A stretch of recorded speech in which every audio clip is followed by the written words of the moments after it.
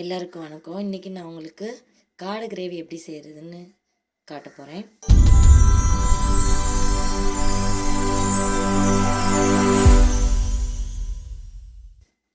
காடையை வாங்கி ஒரு 4 காடை வாங்கி இந்த பிரெஸ்ட் பகுதியை மட்டும் எடுத்துகிட்டு நல்லா வாஷ் பண்ணி வச்சுருக்கேன்.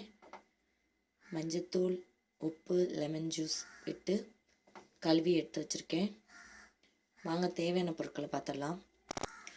1 ஸ்பூன் இஞ்சி பூண்டு பேஸ்ட், 10 சின்ன வெங்காயத்தை எடுத்து தோல் உரித்து பேஸ்ட் பண்ணி, அதாவது ஒன்றும் பாதியமாக அரைச்சி வச்சுருக்கேன்.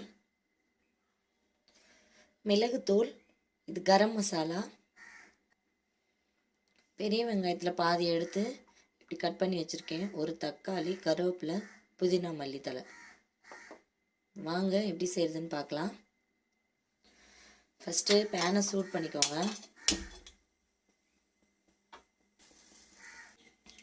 1 ஸ்பூன் நெய் விட்டுக்கோங்க.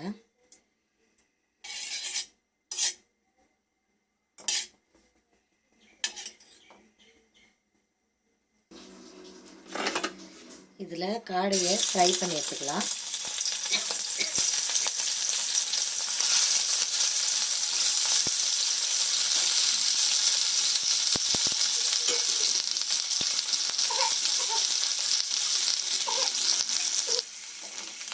இந்த அளவுக்கு லைட்டாக ஃப்ரை பண்ணி எடுத்துக்கோங்க.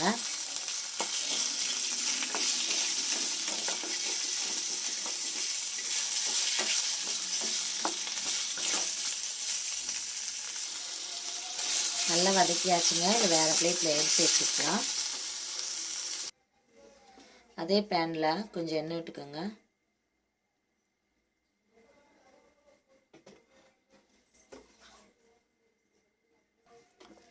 தாளிக்கிறதுக்கு கொஞ்சம் சோம்பு, பிரிஞ்சி இலை 1, 2 பட்டை துண்டு, 1 கிராம்பு, பாதி அன்னாசிப்பூ, கல்பாசி, 2 ஏலக்காய்.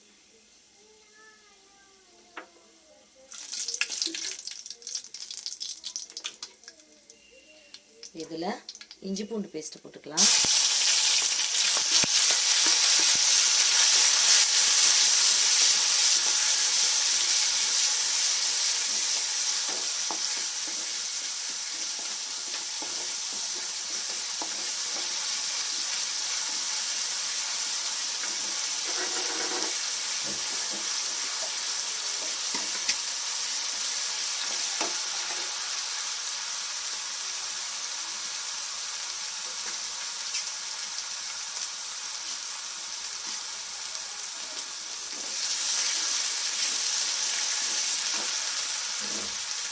கருவேப்பிலை, புதினா, மல்லி,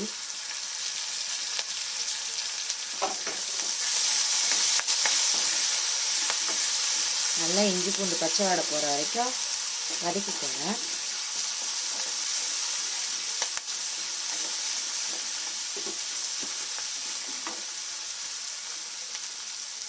நறுக்கி வச்சுருக்க பாதி பெரிய வெங்காயம் சேர்த்து நல்லா வதக்கிக்கோங்க.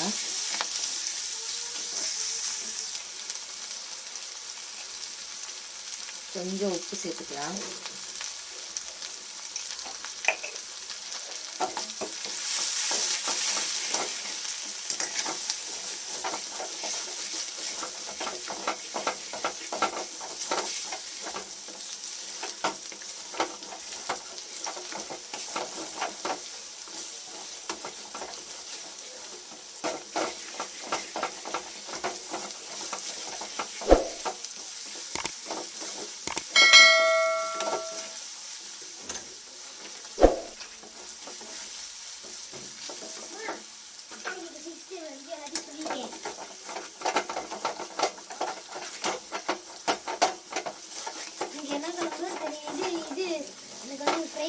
போடா வாங்கி மட்டும் போடா.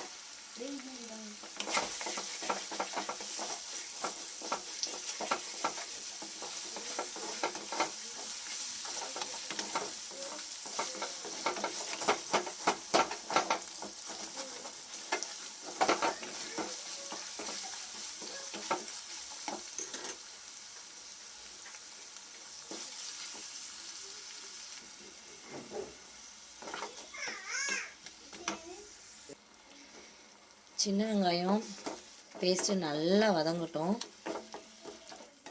நல்லா வதங்கி எண்ணெய் தெரிஞ்சு வரும்போது தக்காளி ஆட் பண்ணலாம்.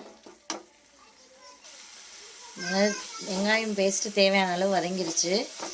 இப்போ ஒரு தக்காளி பழத்தை நறுக்கி வச்சுருக்கேன், அதை சேர்த்துக்கலாம். நல்லா வதங்கிக்கிட்டோம். பாருங்க, தக்காளி நல்லா வதங்கிடுச்சு. இப்போ நம்ம வறுத்து வச்ச காடையை சேர்த்துக்கலாம். கிளறிட்டு காட்டுறேன், நல்லா கிளறிக்கோங்க. நம்ம மிளகுத்தூள் சேர்த்துக்கலாம். இப்போ தூளும் கரம் மசாலா கொஞ்சம் சேர்த்து நல்லா கிளறி விட்டுக்கோங்க. உப்பு டேஸ்ட் பார்த்துட்டு உங்களுக்கு உப்பு வேணும்னா சேர்த்துக்கோங்க. நம்ம மிளகாத்தூள் வேணும்னாலும் சேர்த்துக்கலாம்.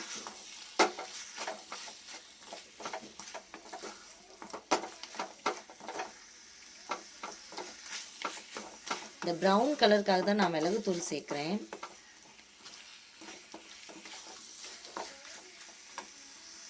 உங்களுக்கு தேவைன்னா Kashmiri red chilli powder 1/2 spoon சேர்த்துக்கோங்க.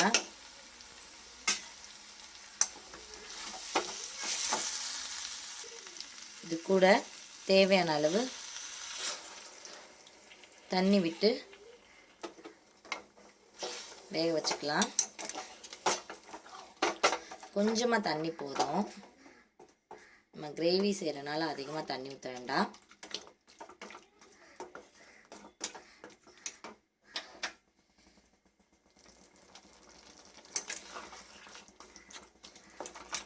ஒரு 5 நிமிஷம் காடையை நல்லா வேக விடலாம்.